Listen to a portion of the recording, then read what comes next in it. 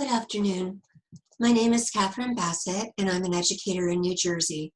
I'm so pleased to be taking part in a project organized by the amazing Kareem Neal, an educator from Arizona. Kareem has challenged a group of us to share each Friday a story, not only with somebody in our own personal lives, but with a larger group via the internet. And each week he gives us a different challenge. This week, we are to share a story about an African American achievement. The achievement that I've chosen to share is that of Bessie Coleman. Bessie Coleman was the first female African American aviator, or aviatrix as she was called, in the United States.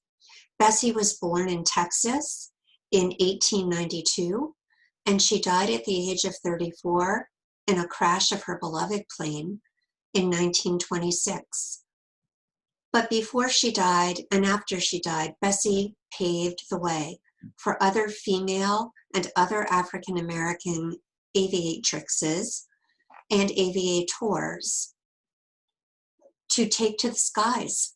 She paved the way for female astronauts and African American astronauts. Bessie was a very determined woman, and the book that I'm sharing is called Talking About Bessie by Nikki Grimes and illustrated by E.B. Lewis.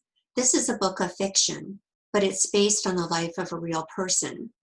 And the book is written in a set of stories, each story told by a different person who knew Bessie in real life, but the stories in this book are made up. They're fictional. And so I would like to start by sharing the story of Robert Abbott, somebody who helped Bessie on her journey to become an aviatrix. Bessie's copper color gave the truth of her away, for at the core, though slight in appearance, she was tough as any metal and was always ready and willing to test her strength. That much was clear the day she strode into my office to talk about her future and the future of our people. She was 27 at the time and planned to be the first colored woman in the world to fly. The problem was there was no flight school in the United States that would accept a woman, let alone an African American. She asked for my help, since I too had once been driven by a dream to lift the race. I had founded my newspaper on nothing less. Go to Paris, I advised.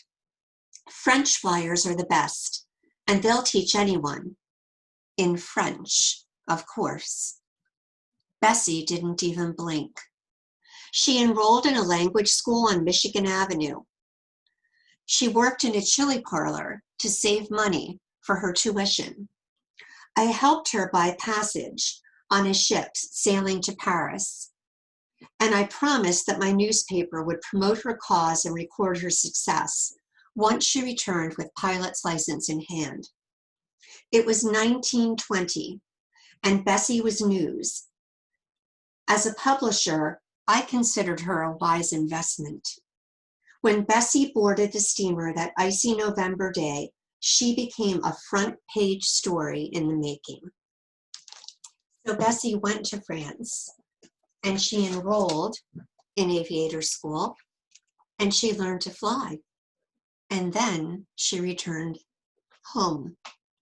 And this is a story of a reporter who witnessed her return.